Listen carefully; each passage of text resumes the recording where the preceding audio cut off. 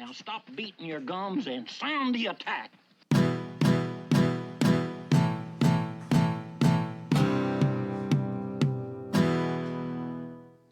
All right, hello, and welcome everyone to another episode of the We Got the Chocolates podcast. In fact, this is episode 15 and will be our final one before a little season break.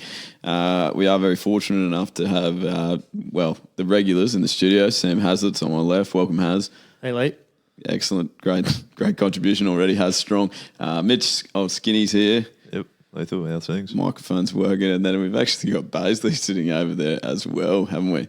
Baz, I'm not sure your microphone is working. Baz, actually, no one got to hear what you said then, but go again. Jeez, I nailed a bit of material there as well. Shucks. Hey, boys, how you doing? Very well, Baz. Thanks for sitting here. We know you're obviously on a strict time schedule and won't be with us for too long, but fortunately you will get to be with us for, we did a pre-recorded interview of Luke Feldman, which is probably the big ticket item for this particular episode now. Obviously, Mitch, after seeing that Sam picked up a personal sponsor during the week for No Talk Surfboards, which you'll hear plenty about during the interview, Mitch decided that he better sort of go out and try and launch a surfing career as well so that he can pick up a surfboard sponsor. So he was not with us for the chat yesterday. It was just myself and Sam that got to chat to Luke. And Baze, that'll excite you quite a bit. He's a great man, the Fox, isn't he? Oh, wonderful man. Yeah. Very excited about that. He told some unbelievable stories. It also turned into a little bit of a roasting of Sam Heazlett, which is also quite enjoyable to listen to. It certainly was for me, sitting there and not getting harmed at all. But Haz, you didn't mind it, did you? Yeah, it was probably good viewing from home, but I had to cop it on the chin, I guess. You were a very good sport about it, Haz. We look forward to listening to that. Obviously, also, guys, the big ticket items that we're going to speak about, the NRL Grand Final is probably the huge thing that we do have to cover.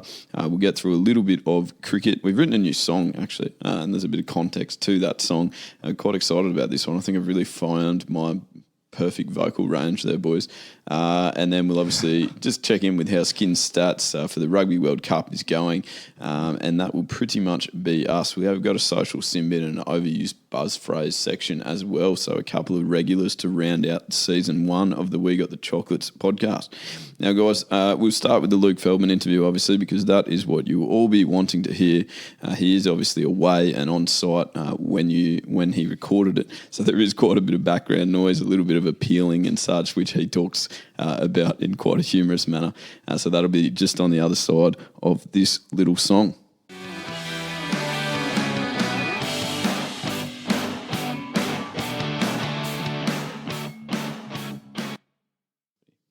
All right, guys. Now, we are very fortunate today to actually get to speak to one of Queensland cricket's finest servants here, and I believe that he is actually serving Queensland cricket currently on a Masters tour as well.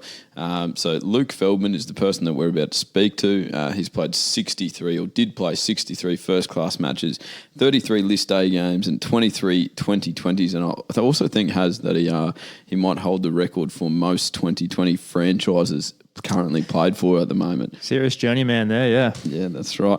And so all things being equal, we are hoping that we have Luke on the phone at the moment. He called time on his career at the end of last season after taking 289 wickets across 3 formats, and more importantly, played plenty of cricket with our very own co-host, Sam Heazlett. So he was pretty keen to come on, particularly when he found out about the obviously Sam Spam segment.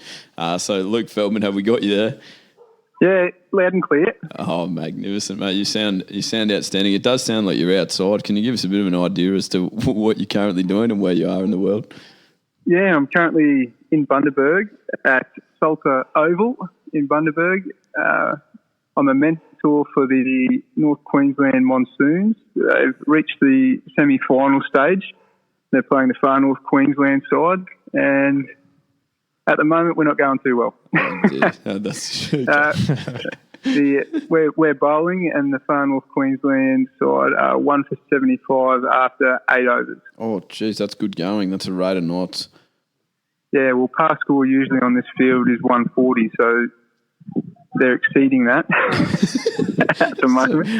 But they're well and truly getting above par score. Right, so we might need to get some control back in that game then, Luke. Get a couple of dot balls involved there.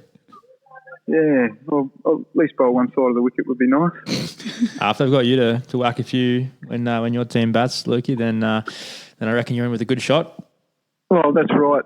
That's right. You can't comment on a game until both teams are batted. Very underrated with the bat, Luke Feldman. I mean, we mentioned his wickets, but it's also very impressive. Didn't he? Yeah, very impressive innings I saw from the dugout there. Foxy, do you have a memorable, most memorable six you ever hit? I know you probably, you have a wicket highlight, but more important that we talk about your batting probably, as it was underrated. No, I've probably got a memorable six. I've been hit 4. I don't think it's landed yet. I think I might have been at that exact game when that went quite the journey out of the Gabba.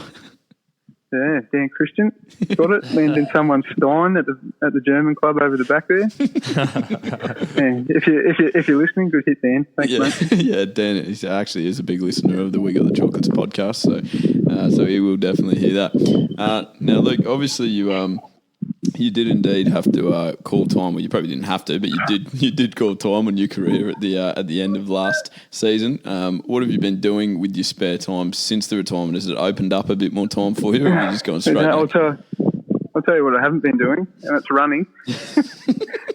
I haven't been doing any 2-kilometre time trials, that's for sure. Well, we were actually having this exact discussion last night. Haz was sort of bragging about his record for the 2K time trial, and I did happen to ask, obviously knowing that we were speaking to you today, just what your best time would have been and how you did in them.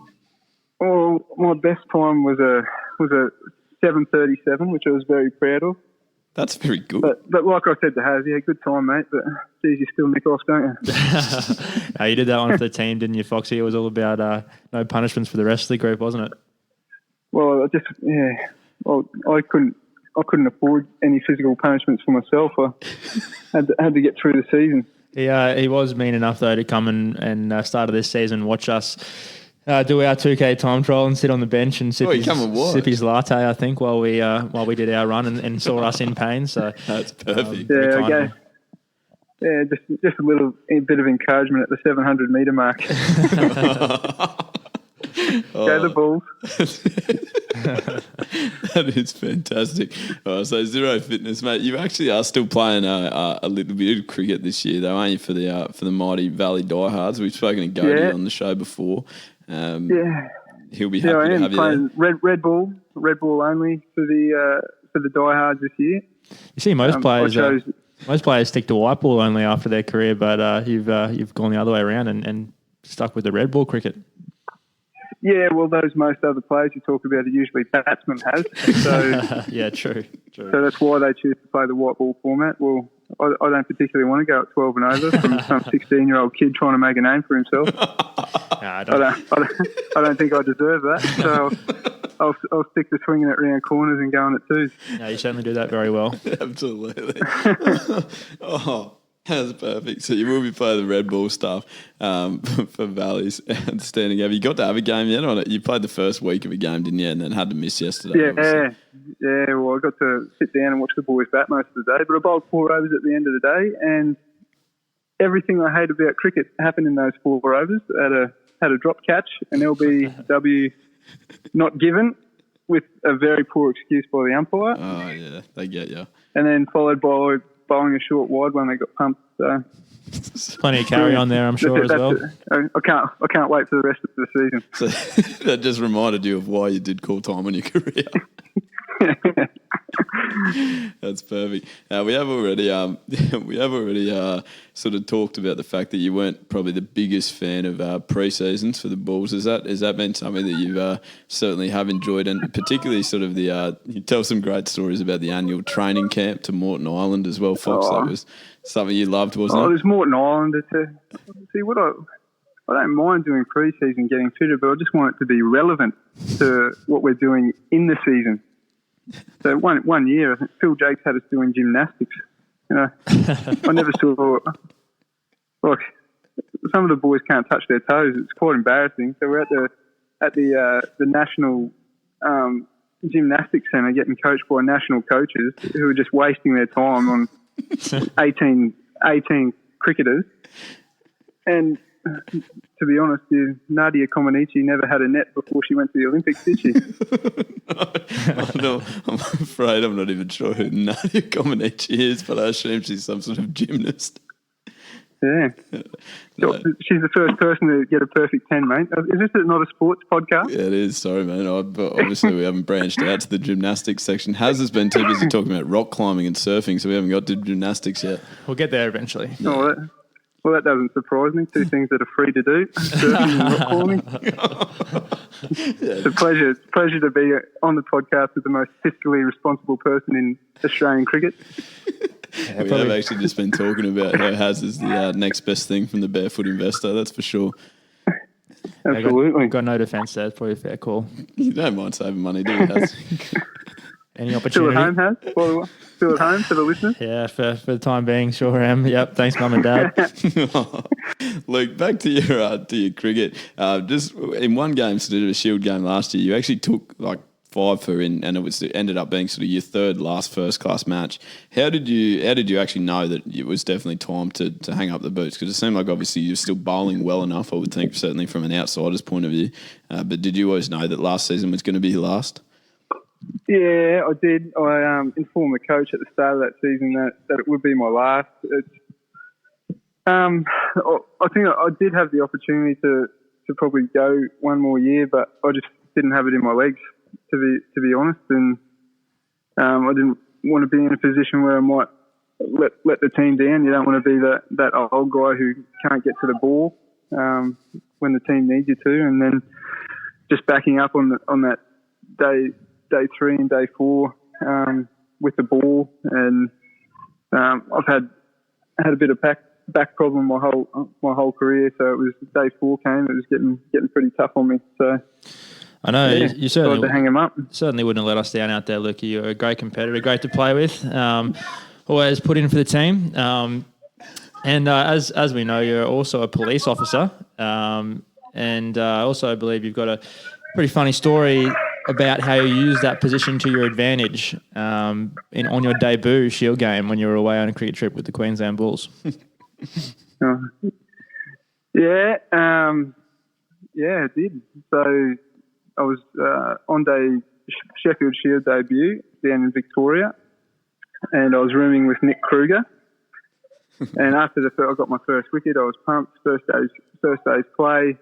We went for a few runs, and I thought, oh, geez, better get to bed early. Big day tomorrow.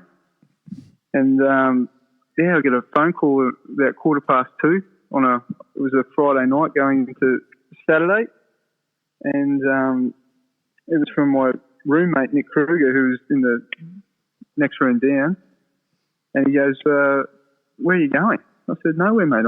I'm in bed." And he just said, "No, I just heard you go out the door." I said, "No," and he goes, "Oh, we've been robbed." So jumped out of bed, went to the lounge room slash kitchen, and I just asked him what happened. He came out and he just said, "Oh, he heard the fridge open, and then heard shoes on the tiles, and then the front door closed." I went, "Oh no!" So we opened up the fridge, and sure enough, our minibar had been stolen. So that made me very upset.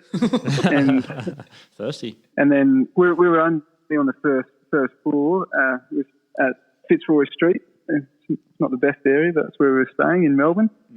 And there we went out to the balcony, and here's this bloke handing out a minibar to his friends. So I said to Krugs, hey mate, just stay up here, keep an eye on him. I'm going to go grab him. So I took my badge. So I always carry my badge with me. I don't know why. It's absolutely useless in Victoria. Does absolutely nothing. But I quickly ran downstairs and then went outside. And are you allowed to say the C word on this podcast?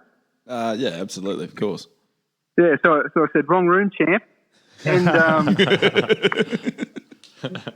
and then, grabbed him and wristled him back into the hotel where I waited for the Victoria Police to arrive. And then I had a pretty good story to tell at warm-up the next day. Unbelievable. That's a great one. And I actually saw on your Wikipedia page there's even a mention of that, not the full story, but a mention of that happening. They've written it up. It's like it's literally put above how many wickets you took in your career. They put that story above it.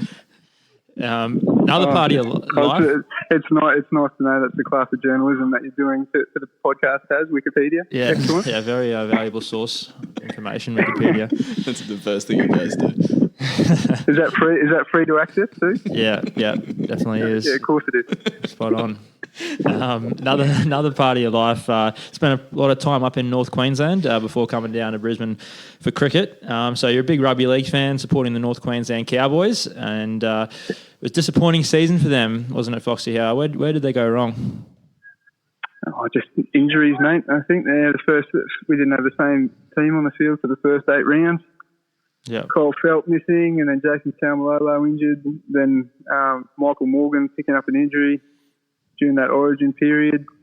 Then blokes away, and then that halves combination needs to get together. I think just for a few more games before it all starts to click. Yeah, some big names. But like they say, there's always next season, isn't there? There is big names missing out there, and definitely chopped and changed their half combination a bit. A bit unsure where to go there. What do you think they have to do to get back to where they were when they beat the Broncos to win the premiership back in 2015? What do they need to change next year? Well, they had the best player of all time playing for them. So if we could find another one of them, that would be handy. Yeah, get him back. He'd still play well. I actually got to go to that game, the 2015 Grand Final. Did you really? We were down there. For the one day. We actually played Tasmania the next morning. Oh, jeez, that would have been tough for you. How'd you bowl that day?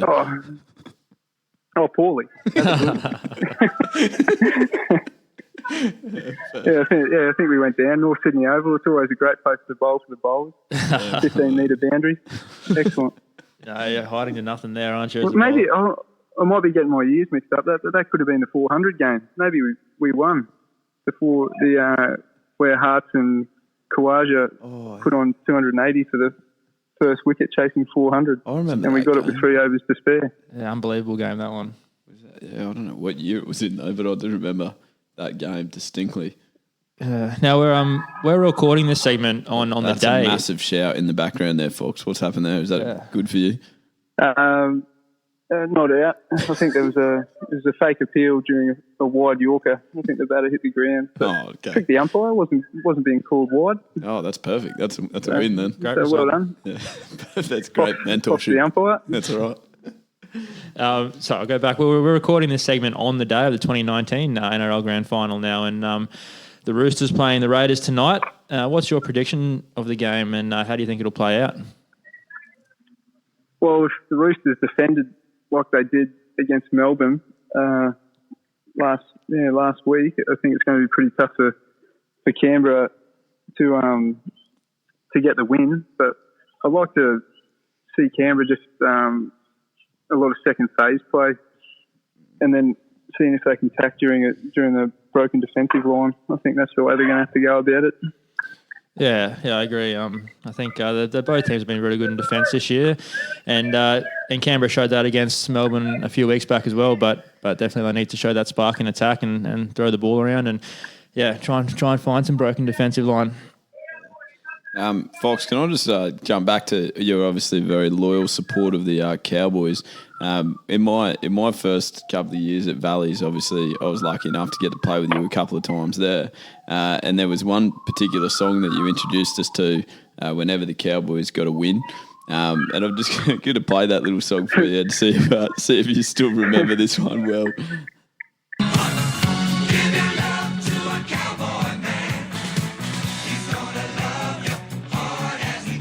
Hard as you can.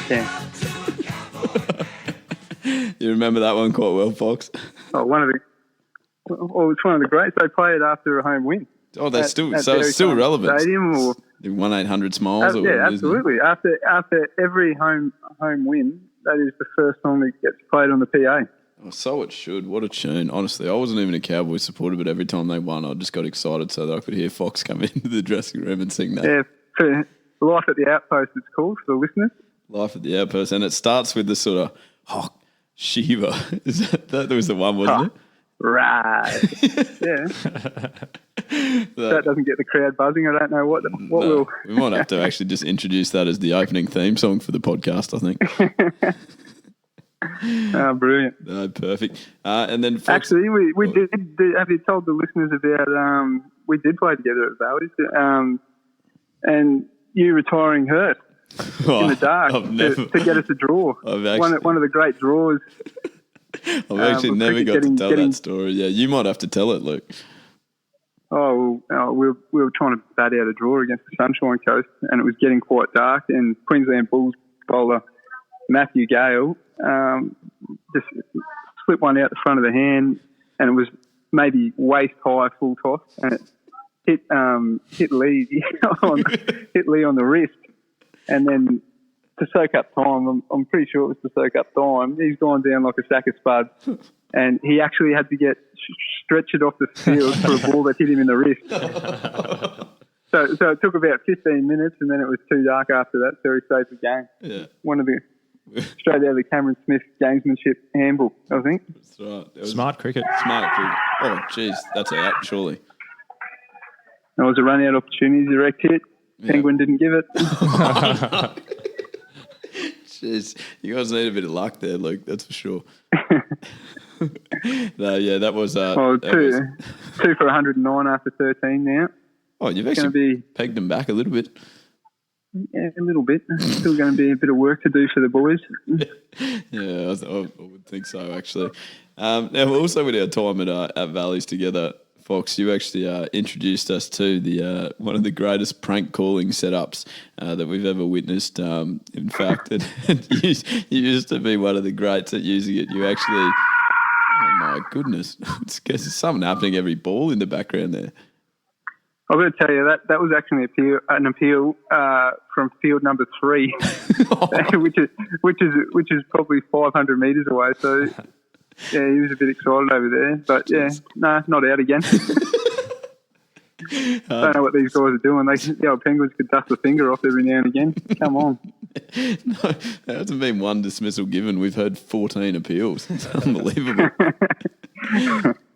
So you used to actually sort of be very strong at it, Luke. You would sort of get our scorer from the opposite side of the oval a couple of times. We just used to sort of sit there and make sure that we utilised the prank calling app to the greatest of ability. Do you remember some of those stories? Yeah, I do. Yeah, scorer at Valleys, Pat Colton. He's how would you describe Pat? A rotund fellow. Yeah, he was larger set. That's for sure. Yeah. You can call him anything, just don't call him late for dinner. I'm going to catch this here. Holy moly, that's a massive 6. Yeah. No, so we were on the other side of the field, and it was a pranksters app, and it was a pre-formatted sound bite from a Chinese restaurant. So we're ringing him up, basically saying he ordered a Chinese feed, and then he was abusing us on the other side of the phone, saying that we had the wrong number, and he was blowing up deluxe. He was not impressed with it at all, was he? Well, actually, Luke, just. But yeah, it's a long time, isn't it? Watching cricket, it's a big day, and if you got a good partnership going, you got to find ways to entertain yourself. Absolutely, we had to break up the day, no question about that. I actually, I took the liberty of making sure that I sort of recorded a little bit of one, just so the listeners knew exactly what we were talking about, Luke. So this is Mitch Siebenhausen, who plays at Redlands with us now. We managed to get him with the exact same app. It's still relevant 10 years later, so I've shown this excellent. to Yeah, this is Ray from Singapore phone call Katatatamotacao. I have your order here for you to pick up. We are waiting for you. Where are you from, sorry? Singapore call Katatatamotacao. Chinese restaurant. Yeah, I definitely haven't ordered anything. You ordered about half hour ago. Yeah, I haven't ordered anything. You got the wrong number. But we have your number. It's the one that made the call. Yeah, it's the wrong one. Is your favorite restaurant? You say you'll get the food from us all the time. We have the seat back for you. Hello? so brilliant. It still works just as well, Luke. You'd be pleased to know. What was it? $2 from the App Store. Well worth the investment. $2.99. I'm not sure Not sure Hazard buy it though. Got to be a free version out there somewhere, surely.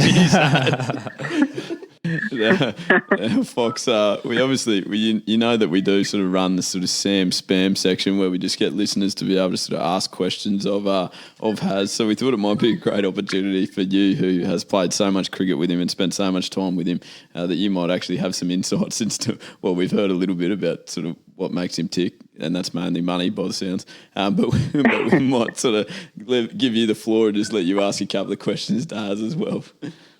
Oh, I just want to say congratulations so far. This has you're batting the house down. What change have you made this year, and why you find you're getting so much success? Thanks, Foxy. Yeah, I appreciate it. I'm pretty happy with the first 4 games so far. So hopefully I can take that across to Shield cricket against New South Wales on Thursday. Probably just a bit of a change in mental process leading up to the ball. You know, just trusting the ability a bit, and just going back to doing the simple things of watching the ball and playing it late, letting it come, letting the body take over without trying to make a decision and try and preempt what ball's going to come down to me. So that's been working pretty well so far. Okay. I just assumed it was a contract year, so that's why I thought you were getting a few more runs. I thought you were trying to lead to something there, but I thought I'd answer it properly. I knew that was not a genuine question. You set them up, I'll knock them down. Don't worry. Because you were actually quite surprised there, Luke, that we'd managed to secure Hazard's services for the podcast, weren't you? That shocked you in the early stages. Oh, I did. I thought, geez, Hazard's donating his time, and I thought, well, if the podcast actually takes off, he might get some sponsorship. So maybe he's investing his time for a later return. Yeah, well, he's actually managed to pick up a surfboard sponsorship during the week. There was nothing for the podcast, but certainly from a personal perspective, he's got a surfboard sponsorship out of it. No tox surfboards, just get on board, guys. Eco-friendly. Well done, Haz. Well done. Anyway, back to that NRL Grand Final, Haz. Who are you putting your money on tonight? Yeah, I think I probably won't be putting my money on anyone, but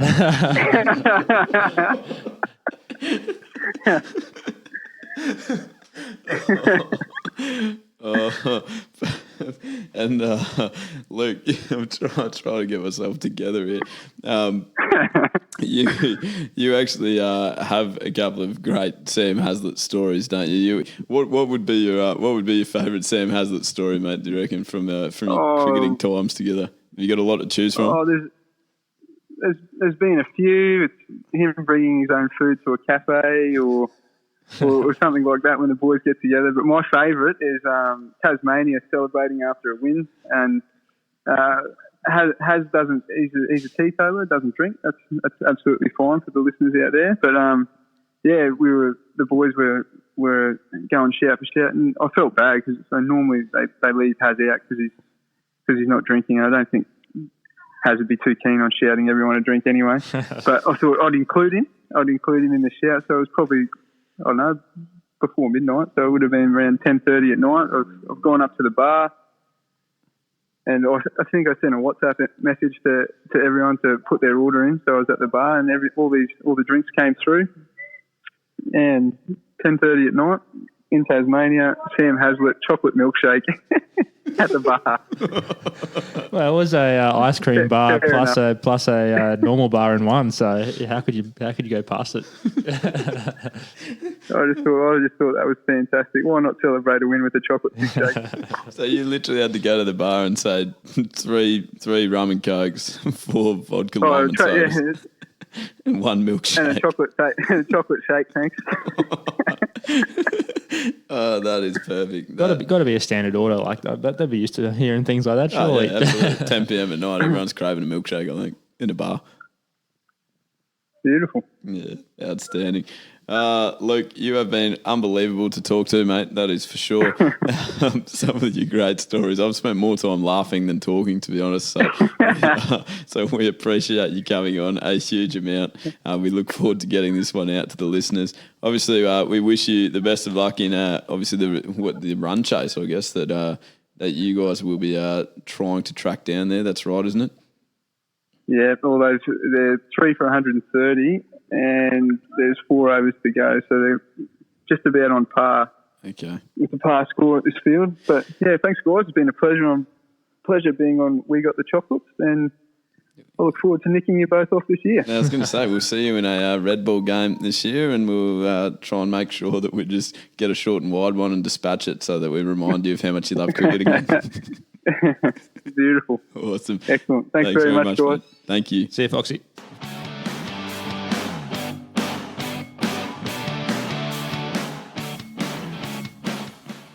And that's that, guys. There is the Luke Feldman chat. How you, or Feldman even as he's more commonly known, how are you feeling about that one, Haz? Yeah, good one to look over and think about, I guess. We need to move on to, obviously, a cricket wrap, guys. Oh, that ball is close. He's given him! He's given him! Peter Siddle's got a hat-trick on his birthday. Champion, champion, champion, champion. Well, in international cricket at the moment, the women are probably taking the headlines with Australia winning all 3 T20s against Sri Lanka, with Alyssa Healy scoring 148 off 61 not out in the last T20. We covered the first couple there with some impressive performances, but that's pretty big, that one. Yeah, that probably takes the cake, I think, or the chocolates even. Yeah, that is huge. Absolutely. That's huge. That's a serious knock. Yeah, breaking a couple of records there along the way. They're playing again today, aren't they, Haz? We've moved on to one-day internationals now. Yeah, so they're 1-0 up in that one-day series. First one was at AB Field, and second one again today, currently at AB Field, with Rachel Haynes in this one on 110 at the moment. So doing really well, and Aussies in the box seat, but with Sri Lanka still to bat, and one game left in the series after this one. Next item, skin. Yes, that old chestnut. Didn't know if we'd finished covering the cricket. I wanted Haz to talk us through the records that Alyssa Healy was breaking. Did we? No. All right. Okay. Yeah, Carry on. No, but you tell us about the records then, Skin, now that you've made it up. Yeah, okay. Now that I've brought it up, I can probably say I think it was the fastest ever Australian century and the highest ever women's T20 international individual score. Yeah, correct. Yep. Haz is nodding. You agree. Right. Excellent, Skin. Perfect. That's that. So now moving on to we wanted to do a little wrap of the West Torrens round 1. We didn't really want to do a wrap of that. We just actually, something interesting happened on the weekend that I thought I might tell that story. Hey, Skin.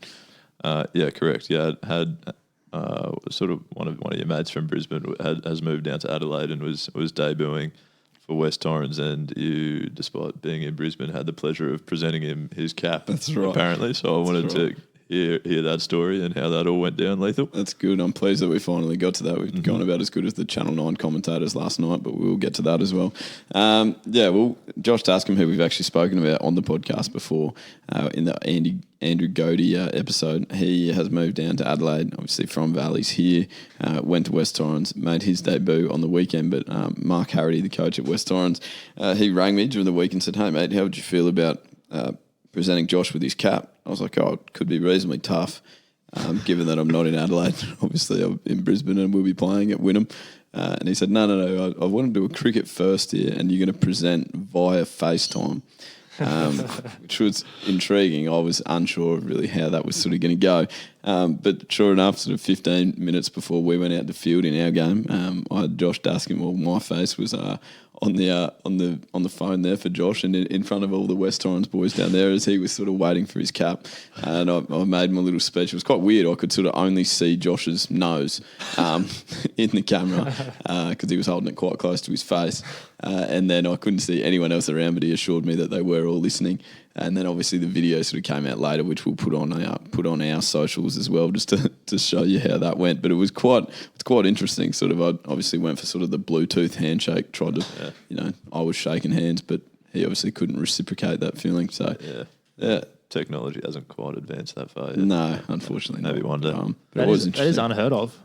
Groundbreaking. Probably the way forward, Has. If you want to sort of, you might get to present a couple of caps yourself to someone making their debut in New Zealand or something. It's opened the door for you here. We're going to have to bring that in, definitely. Absolutely.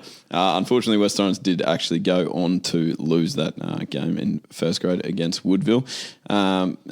Josh probably not his dream debut, but will certainly go very well down there. There's no question about that. Great recruit. And the girls, who I used to coach, the West Torrens girls down there, they had a dream result, faultless performance against the Buy, so they're off and running as well in their season. Perfect. Now, Bays, now that you are here and you've just put your dark horse bats everywhere, can you want to talk us through what you're doing here? Yeah. Oh, no, I'm just getting my bats. Just getting my bats ready for training, but obviously just little sponsorship package deal available for the We Got the Chocolates. It's currently on the table, working through a bit of negotiation. So yeah, we're gonna keep working through to find the best deal for both parties, by the sounds of it. Fantastic. Yeah, no, absolutely. We're very keen for that.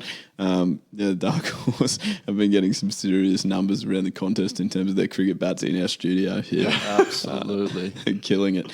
And big shout out to Nick Feldman too, who obviously is the creator of that company, isn't he? Absolutely is, yeah. What a man. Josh Arnold from Redlands, main ambassador. Oh, yeah. As well, so. Does he know he's the main ambassador? Nope.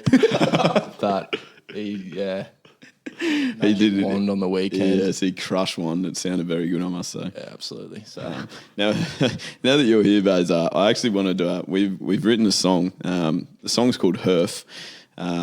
It's a remake or a parody of Lil Dicky's song Earth, which you may be familiar with, which it was one of my favourite songs. I enjoyed it very much, so it was only fitting that we got to actually write a parody to that in some way. But I guess, Baz, I wanted you to sort of help give the listeners a little bit of context as to why I guess we wouldn't usually just write a song about someone that gets 100, because that would be a song every week. But the Herford one's a little bit special due to the fact that obviously he is a man that's 39 years of age and has just continued to play first grade cricket and second grade cricket, probably forced his way back in through scoring second grade hundreds at 38 and 39 years of age, and actually scored on that weekend against Wynnum his first ever first grade 100 after who knows how many games and how many matches, but it's a pretty impressive performance, wasn't it, Skin?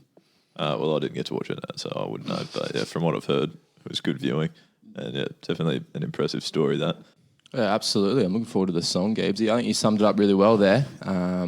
What made it more special was from that summary, I guess, the years he's put in at the club and served at the club as a coach even for years. He's serving as a life member currently.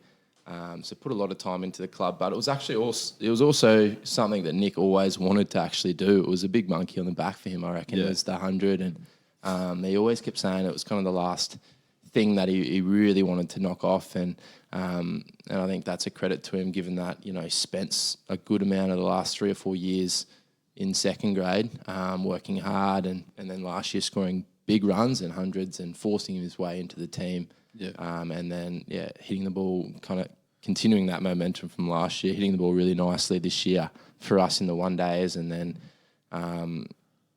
It was a special innings. Yeah, really special innings. And I think that's why we probably appreciated it so much. It's probably at 39 years of age, it's fair to say that most people are usually going on the decline in their career. They're starting to go back through the grades and help young guys come through and stuff like that. And Herf's sort of done a lot of that as well. Or not playing at all. Thanks, Joe. Giving up. That's right. Thanks, Joanna Herford. I think that's what was so awesome, is that he's actually still continuing to look for ways to improve and get better. So it was only fitting that we wrote this song. I know, Haz, you're very excited to hear it. This is how the song went. What up, listeners? It's Leroy. Just watched a serious knock here. I could be more specific. It was against Wynnum, and I just wanted you to know, for the sake of all the Tigers fans out there, this is how you play. We love you, Herf. You scored 100. We love you, Herf. That's in your zone. We love you, Herf. You scored 100. We love you, Herf. That's in your zone. Hi, I'm from the Mad Goose. Oh, here's the plan. I will advance and I'll hit them huge. And hey, don't bowl there, bruh.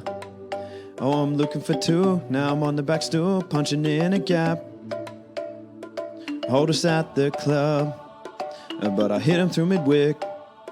And I can slog the border cow, moo, and it goes for 6, moo. I've got the best rig and I hit the bongers. Calves haven't shrunk and the day you don't ball explode from a stance when you pitch the ball up. And this knocks my best. We love you, Herf. You scored 100. We love you, Herf. That's in your zone. We love you, Herf. You scored 100. We love you, Herf. That's in your zone.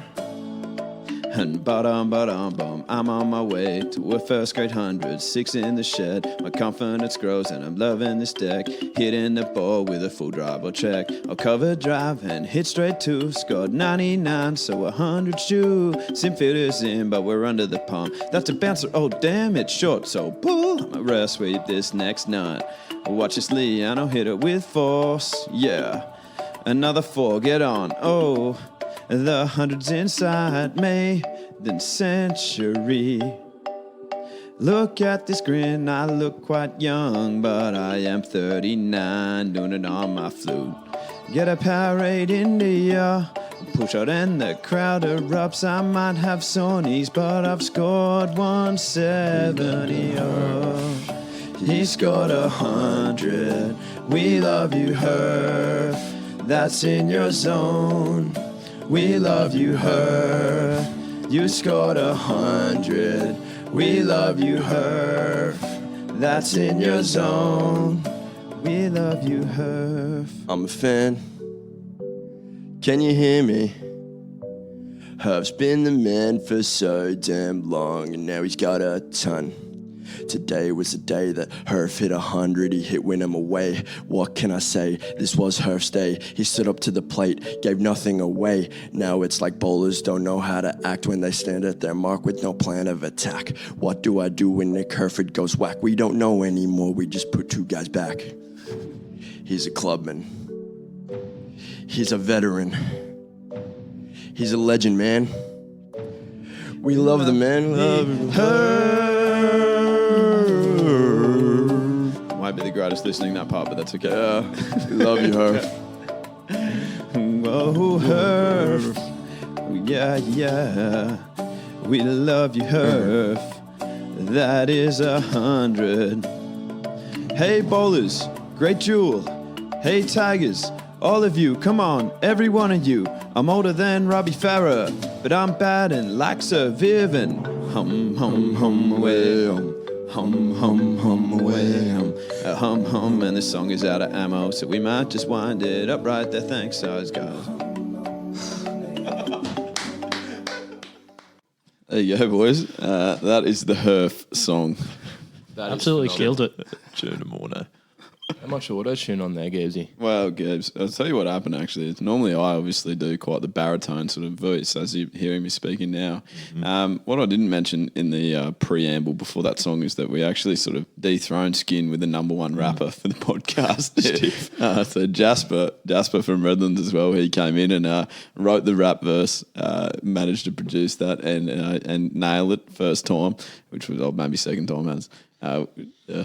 Second time, but I'm sure it'll be better for the run. Next song he comes in on is going to be firing, I reckon. So anyway, he had sort of the deepest voice. I thought me and you had pretty deep voices, Skin, but Jasper had something unbelievable, his voice. And so that forced me to sort of go to a higher octave bass. Unbelievable. And I've just found my range. Different gravy. I've found my range, I reckon. Different gravy. I'll be on Australia's Got Talent in no time. Good county. Pumped your tyres up a bit. What about when I walked through the door yesterday and you said, yeah, Jasper was all right, but I was elite.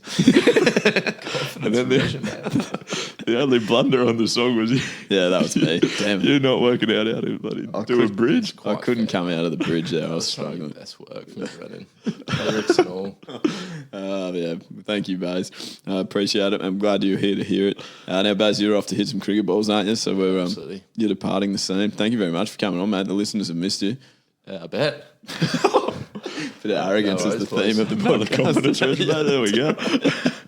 Oh, no. Baz, enjoy your afternoon. Thank you so much. Thanks, boys. All the best in the fours. Cheers. Okay, now we are going to move on to an NRL wrap, which is obviously the main ingredient of this show now after the grand final last night. Lassoed by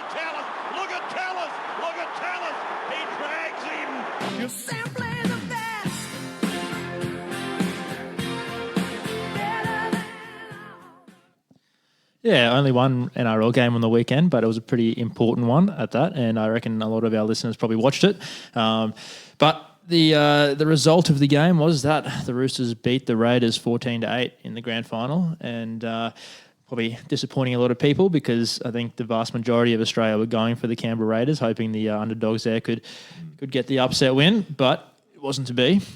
I guess the disappointing was that the focus after the game was the sort of negative, controversial moments, because it was a great story of the match between a team who was made up of probably the best combination of players we've seen for a very long time, trying to win back-to-back premierships, which hasn't happened also in a long time, and versing a team that had a lot of question marks over them leading into the season, with a lot of new players, changing positions, and I think the vast majority of people out there wouldn't even tip them to be in the top 8, especially with the spine they had. So, and also being one of the best players of all time, Cooper Cronk retiring after the game. So, good story to it, but a lot of negative. Marred by controversy again.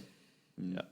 So I guess, because of that controversy, an interesting point was that Sportsbet refunded everyone who betted for Canberra to win the game, which was maybe a good marketing ploy by them. I was going to say, do you reckon they're good blokes or that's just a marketing ploy? I saw so many comments that were like, I didn't even bet on the game, but you guys are awesome. I was like, oh, great. They've just got another 3 million people to bet.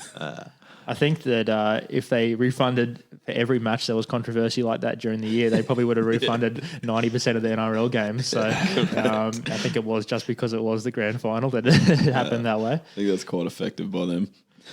And what other news came out of the game there? Yeah, Cooper Cronk, after the game, lost his premiership ring during the celebrations in the sheds. And so sent a search party out. Everyone was having a look for his premiership ring.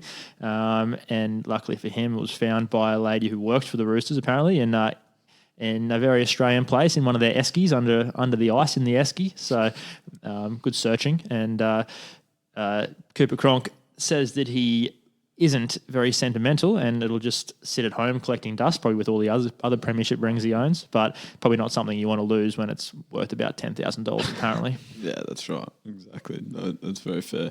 We've just, Bronny's sitting here with us today as well. She's just copped a spray from Skinnell because beating the keys over there on the loudest typer I've ever heard. So, yeah, that's not our secretary. That's just our sister. Just typing over there. Perfect. All right, Haz, well, let's get to some of these controversial calls. I guess we better sort of disagree with each other here. See how we go. The first interesting one was early in the game when the Roosters on the last play kicked the ball downfield, aiming for downfield anyway, and it ended up being a falcon ricocheting into Isia Soliola's head, and I guess technically a charge down there. The ball rebounding back, and Elliot Whitehead from the Raiders looked like he was going to win the race for the ball and pick it up and maybe make a few metres there until it hit the Roosters trainer, who was in backfield, I guess roaming around looking for injuries, ready to give some water to players if they need it. Telling them where to kick it. Yeah, maybe more that. But yeah, I guess the Raiders were lucky in the first place because the charge down could have been picked up by a Rooster and then it would have been 6 to go, which is probably a common result of a charge down. But they were unlucky with what happened after that because although Elliot Whitehead probably would have got the ball, he probably also would have been run down. I think James Tedesco was hot on his heels there.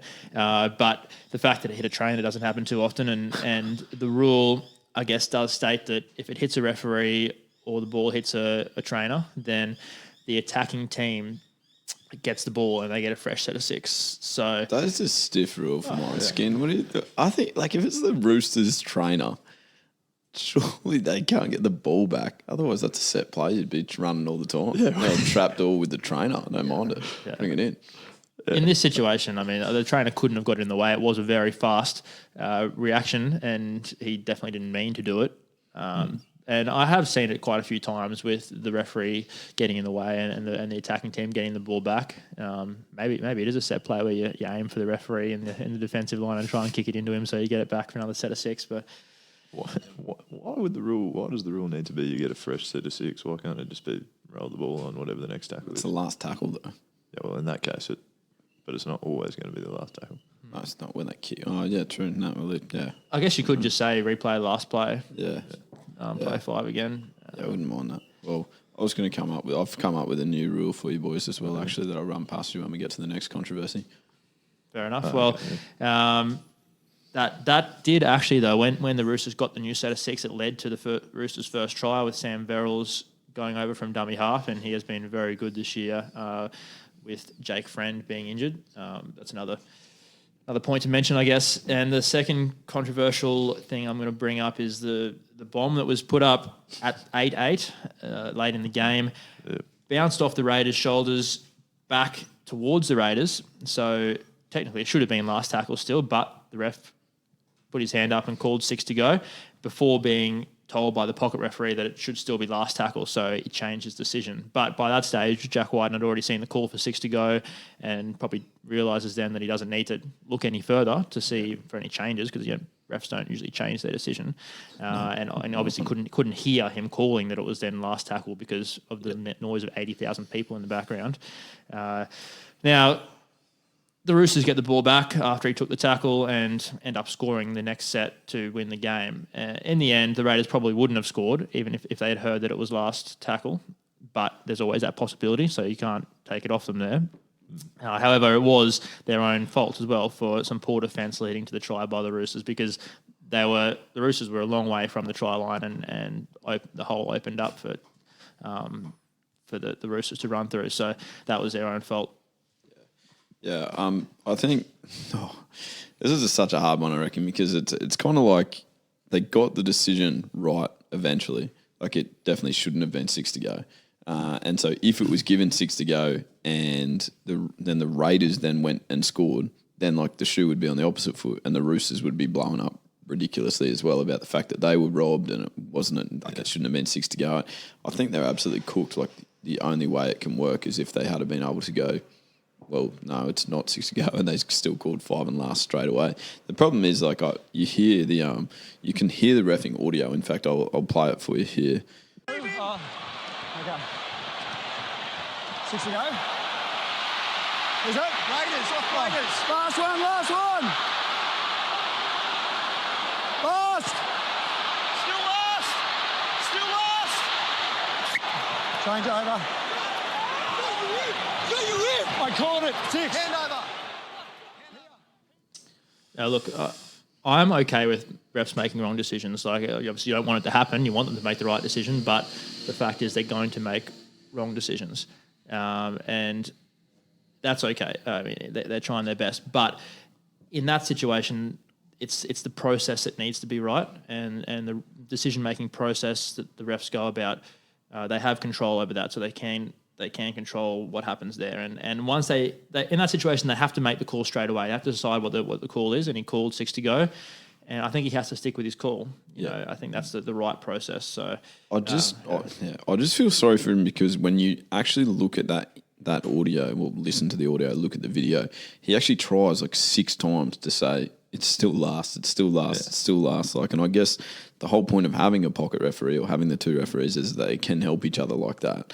And he tries his hardest. Like, if the Raiders actually heard when he first said it, they still had a lot of time to react and go, we can put a kick in, because he's trying to say it. You can hear it the whole time, him going, still last. And obviously no one can hear because there's 84,000 people in there. Yeah. And like you said, Haz, I guess that's the problem, is that the players would have seen him. Like, they're all trained to, as soon as there's a collision like that, or it was sort of the ball bouncing around like a pinball machine there, they're all trained to look at the ref, find out whether it's 6 again or find out whether it's 5th and last. They've looked at him, seen that he's gone 6 to go, and that's, as you said, that's the last thing from there. They're not thinking that they're going to change their mind from there. So in that case, I believe that it's an error. And I believe that it is obviously a turning point in the game, and I believe that you can't make a decision like that and then go back on it simply for that reason, that the only thing that they were relying on there was their voice, and in that stadium I just don't think that was going to work. Yeah, agreed. Yep. All right. And I guess it didn't the other thing, I was going to say, Haz, is that, like, I know that obviously that's what all of the controversy is going to be about, but as you sort of mentioned, I think that, like, and obviously Joey Leilua was probably a better NRL player than me, I'd presume, but only just last night, because he's the person that got put through a hole and had a 2-on-1, a clearly open winger, right, which he elected to dummy and go himself and bomb the try with like a forward pass sort of out the back. And then he's the person that, rather than getting square at marker or getting back into the defensive line, chilled out and led to sort of the break past Aiden Caesar on the wing because he was out of position as well. So I think that you can look at, multiple other aspects in the game and go, there's still plenty of reasons why you lost, and the Roosters actually seized the moment when those players were resting and were lacking. That's where they chose to pounce, and that's probably why they're such a good side that has now won back-to-back premierships. And the Raiders had plenty of chances to win the game. They were attacking the line for a long time, especially when the Roosters were down to 12 men on the field, and the Roosters earned the win. They, especially with their defence in that period, and that's the other, I guess, controversial decision was Cooper Cronk being sin-binned, big player for the Roosters. So to have him off for 10 minutes was pretty big, and it was for the apparent professional foul, tackling Josh Papali just before he catches the ball, about 5 metres out from the line, and it was a one-on-one situation. So Papali versus Cronk, I'd probably put my money on Papali to win that battle, and he was then therefore a good chance of scoring the try, but you never know. And there could have been support from other Roosters in time to hold him up. So, it was the ref's interpretation that it was in a try-scoring situation and therefore a professional foul. And even though it was only just early, and has that been? Do you think that's been a sin bin in previous seasons, or is that like in line with the new sin bin for all offences sort of thing that they've brought in this year? Yeah, it's probably one of those 50-50s where sometimes they do, sometimes they don't, which isn't what you want. But there is no exact same situation every single time. We covered all of that. Skim, was there anything to add for you? No, nothing too exciting. So just to clarify, as you are happy with that being a sin binning, or? Yeah, I'm happy with that call. Yeah, no, agreed. And one other thing I want to ask you, when you said the Raiders probably wouldn't have scored if they'd gone that 6 ago, is that just based on how good the Roosters were defending, or what do you... No, I mean, they wouldn't have scored... They probably wouldn't have scored if it was the right decision in the first place, and they said last tackle. And they had to kick it. And he heard last tackle, and he would have had to kick it or run it and try to score. So if they'd got 6 to go, then they were definitely a higher chance of scoring the try. So I'm not saying that's unlikely. Yeah. All right, beautiful. Now, we will get a little bit of stuff on sort of our social page about, obviously, the Kangaroo squad got announced today as well, but this is obviously looking like a last episode of this season, extended episode at this stage, because we're struggling for time, so we might move straight into, obviously, the NRL Women's Final was on yesterday as well. That was quite a one-sided affair. Yeah, it was very good to watch, actually. It's the standards improved a lot with the NRL women's competition over the last few weeks, so it was a bit sad, really, to see it finish after only a 4-week competition with them going from strength to strength, building some combinations there. But the Broncos did beat the Dragons 30-6 to go back-to-back, as well as the Roosters did, so impressive to score that many points in 60 minutes, because they do play a slightly shorter game. And most of the followers I saw leading up to the season tipped the Broncos to struggle this year, tipping them to come third or fourth. So to get to the final and then win that convincingly is a credit to them. And Ali Brigginshaw, their halfback, steered them around the park amazingly well.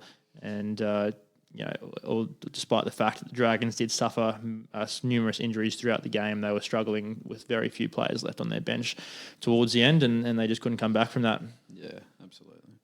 No, very fair. Okay, well, that moves us on to this section, guys. This is a social setting, we gotta have this chat again. We found some people who got themselves in the deep end. Well, our standards are high, so we can let these fly. Go for 10 and revive. Wonderful. Bronny's actually here with us, Spence. You could hear that song. How'd you find it? It's delightful. Good confidence again from the lead singer. Thanks, Bean Dog. Obviously, Bean. No one can actually hear what she's saying, but it might just sound really far away. That's all right. Now, guys, most of the people that we're putting in the social sim are quite high-profile people here, so just bear with us. Now, Haz, you actually have the first story on your phone, I believe, the Labuschagne brothers story that we've had sent in from a listener from a South African newspaper. Can you give us a bit of context there, please? Yeah, it's in this It's in this newspaper here, but it was also, I saw it on social media. A few different pages on social media were talking about it. Fact that it says it's hard to believe, but Marnus Labuschagne, who starred for Australia in the Ashes, is the brother of Peter, who yesterday captained Japan to victory in a rugby union game, and both were born in South Africa. So I don't know where they got that information from, but it's definitely not true. And, they've convinced a lot of people that it is, though. Yeah, they have. Marnus has got a long-lost brother. It's been just portrayed everywhere. They've convinced some serious people. So that's probably not your best research. I think it's possible that two people can have the same last name without being brothers, from what I've heard. Yeah. There's about 8 billion people on the planet. It's probably going to happen at some stage. Very true. So there's that one. And then, guys, the rest come from... Jeez, there's some birds outside. It's chaos. Yeah, I was going to say. We've got plenty of outdoor noise today, actually. Yeah, we're not used to recording during the day. The old public holidays. Thought we'd get in an early session rather than staying up till midnight, but shucks, there's some background noise going on. We're going to have to stay up till midnight in future.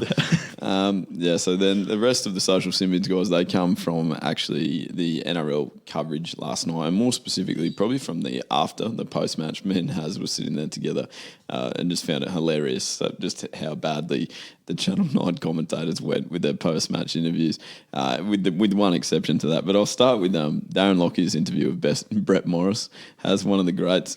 Brett, you had not won a premiership in 11 years, and now you've won back-to-back premierships in 2 years. How does that make you feel? Well, I actually wasn't at the Roosters last year, Darren, so I haven't won.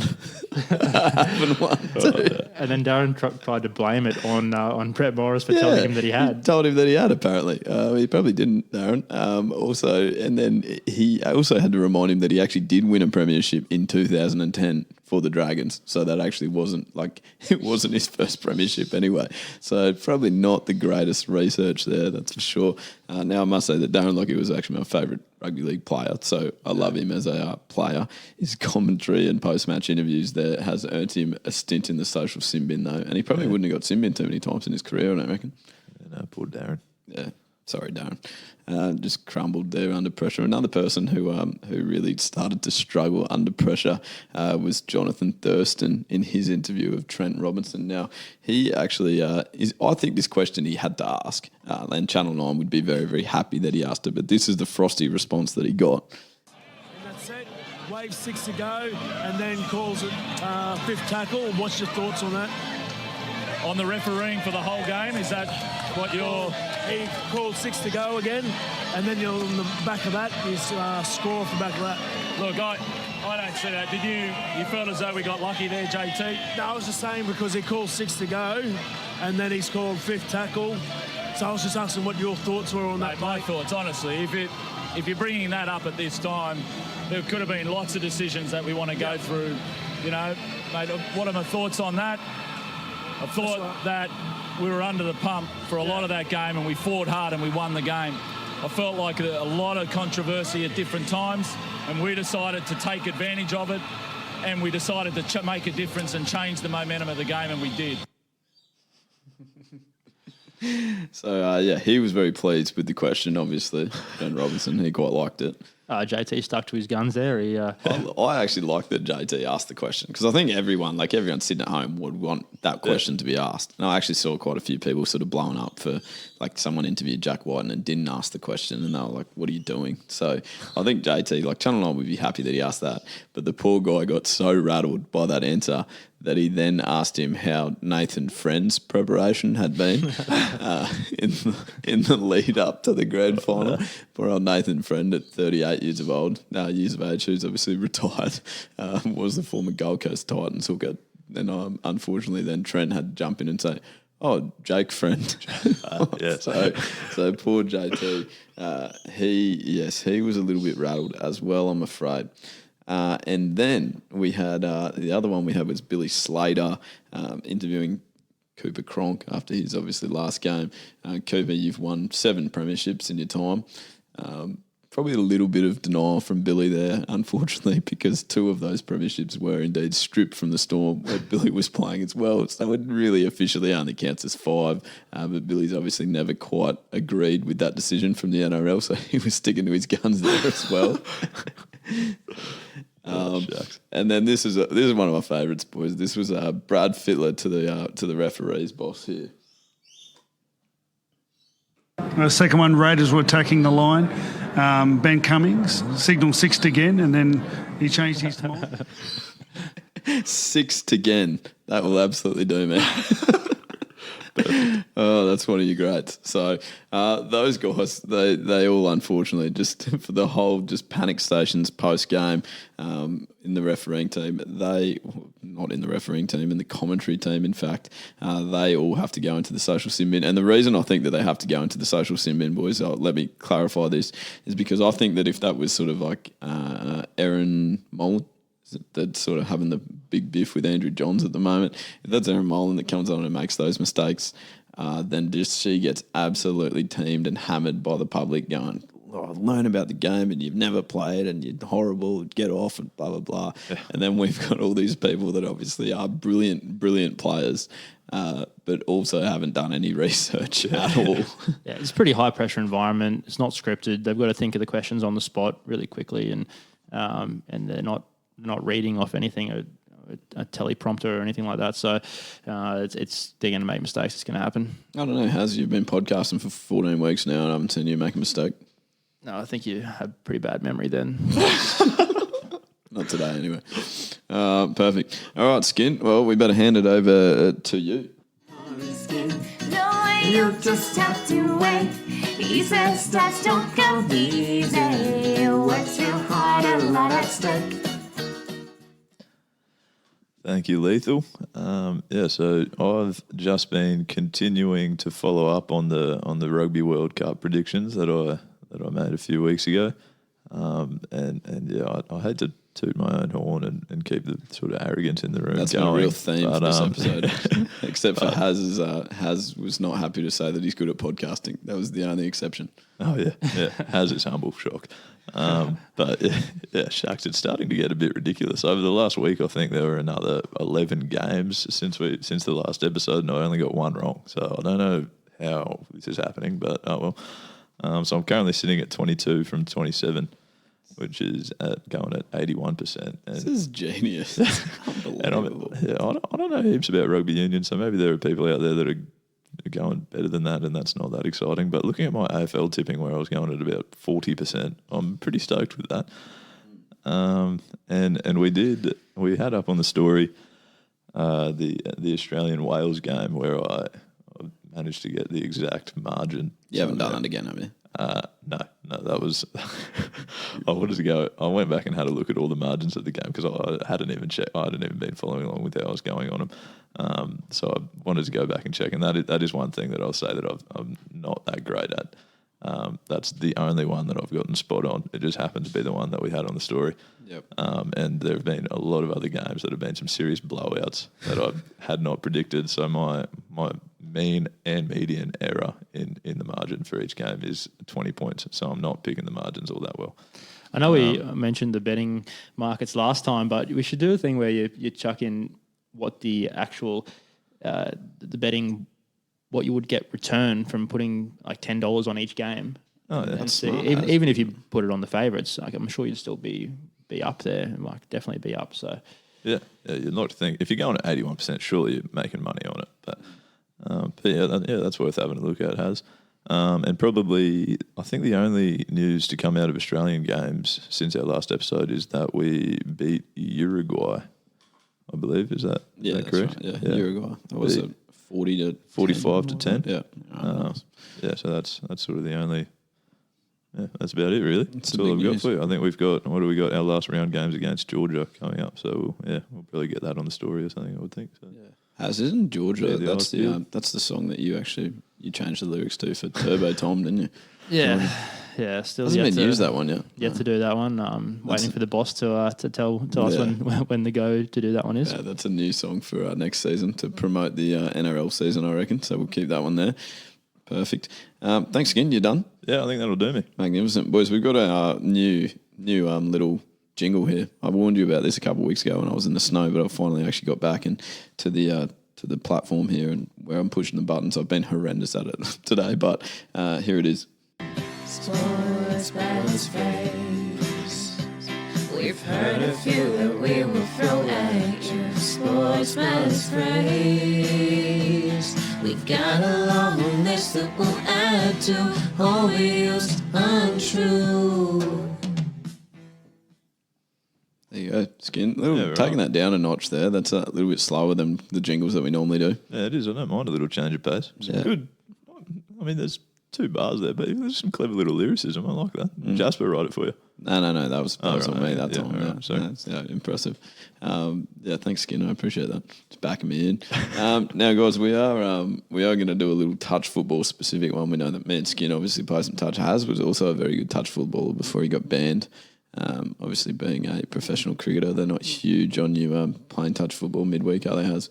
Yeah, that's true, but I reckon I might give it a go next off-season, see if I can get a few games in. I love throwing the footy around. It reminds me of my rugby league days. So Calm down, mate. We'll take you at the Not Fast, Just Furious Monday night social team. Yeah, I put my New Balance runners on and have a run around. Do you ever go through one segment without plugging a sponsor?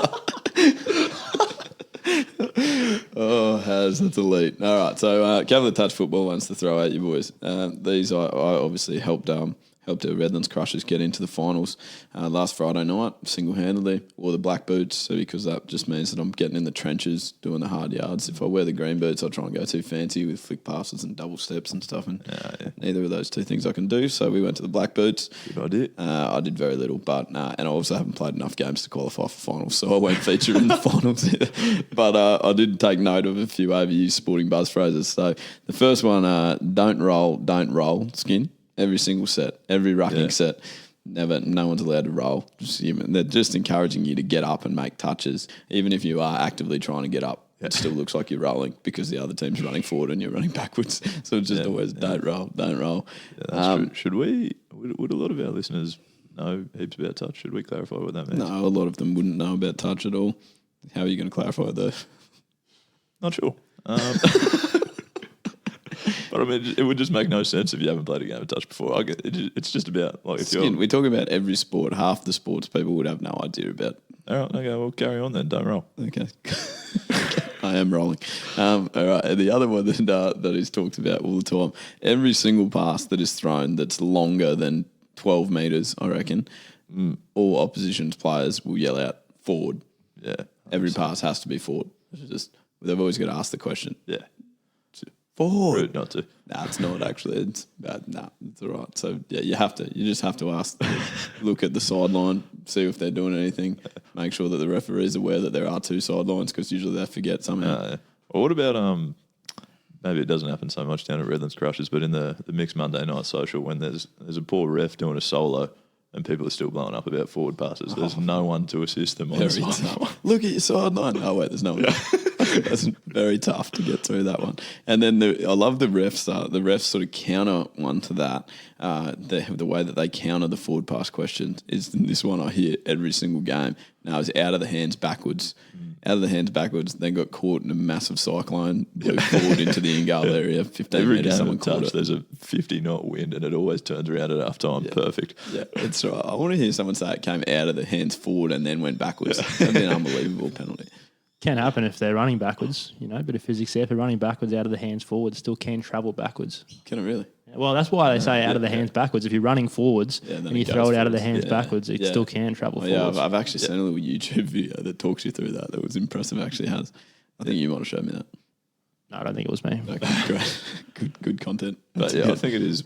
Yeah, I get what you're saying. I think it's a bit out of proportion how often we hear that said compared to probably how often it actually makes a massive difference in a forward pass call. I'm with you. I'm just playing the devil's advocate here, Yeah, I like that. Continue to play that role. Someone needs to. And then the other one goes, and I'm sure this actually happens across other sports as well, not just touch football. We're up 5-0 at half time, right? And then you get the what's the score? 0-0. It's always 0-0. Even if you're behind, play you don't want to be playing catch up footy. Right. Yeah, true. Oh, we're down 12-0. What's the score? 0-0. Well, that's not really going to help in the second half, but we're down by 12. Coming for full time. Hey, you got the win. Yeah, that's right. A little bit of tennis news, guys, because we haven't covered that for a while. Now, Ash Barty is still the world number 1, but she actually lost in the final of the China Open to Naomi Osaka. In 3 sets, she won the first and then was run down. but she remains as the world number one. But Osaka actually closes the gap on her there. And then John Millman, guys, who everyone just has to love. He just, if you listen to his speech after his loss to Novak Djokovic in the final of the Japan Open there, he just seems like a very, very humble and genuine human being. And he obviously achieved great feats to get to the final of that, but was definitely outclassed in straight sets by Novak Djokovic as well over there. So that's just a little tennis wrap, because I know some people were very, very interested in that, and it's a couple of really good Australian performances there. Now, guys, this has essentially been an extended episode. We had plenty to get through. We obviously had Luke Feldman on, one of the great interviews, that / Sam Heazlett roastings. So that was very good. Go back and listen to that again. Then we obviously talked mostly through the controversies that have come from sort of the NRL Grand Final. And we have got through a couple of other little sort of bits as well, segments that we like. The Skin Stats is killing it. Overused Buzz Phrases and the Social Sim Bin presented plenty this week as well. Guys, we are going to take a little break for the next couple of weeks, obviously, just while there's a transition in season. There's obviously plenty happening still with sort of the AFL trade period being on at the moment. We'll cover that on our socials. We'll still stay very up to date with videos and things like that on Instagram, Facebook, YouTube, Twitter. And then obviously you can continue to bank emails to us at wegotthechocolates at Gmail. At gmail.com. Yep, that's the one. And continue to send through your social simmons, your Skin Stats requests. We've got a couple there that'll be ready to go for season 2 of the podcast. I've got should just mention I've got to come up with a similar spreadsheet for the NFL competition. Apparently, we want to know. I've got a question about who's winning the NFL, which I know so much about. My favourite sport. So I look forward to that, episode 1 of season 2, if I can get it done. The NFL feature. Fantastic. Sam, obviously we have to thank you. You've been a huge part of this first season and the success of it, and obviously someone that everyone loves, and you've got a lot of sponsors to thank, but you've already thanked them enough, so please don't do that. But we do thank you for coming on, mate, and for filling that void. You've been magnificent.